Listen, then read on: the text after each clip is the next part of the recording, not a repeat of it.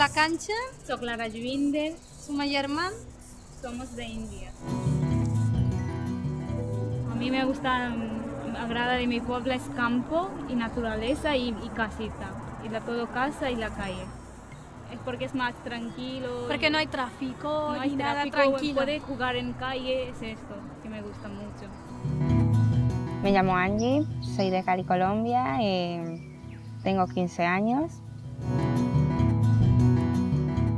Colombia es bonita porque tiene muchos paisajes naturales y bueno, sí, en parte es muy bonito y en otra parte también es, bueno, y también ahora porque lo han mejorado mucho, porque están en construcciones y todo esto y sí está quedando precioso.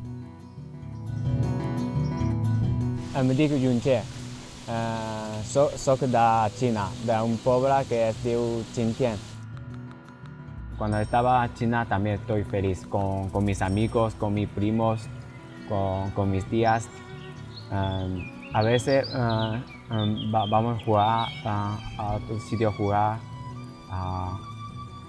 a subir a la montaña, pues pasan muy feliz.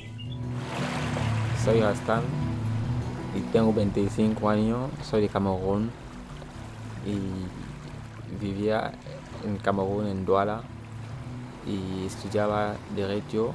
Mientras que estudiaba, trabajaba en una empresa de fabricación de palet y vivía solo en una habitación que alquilaba.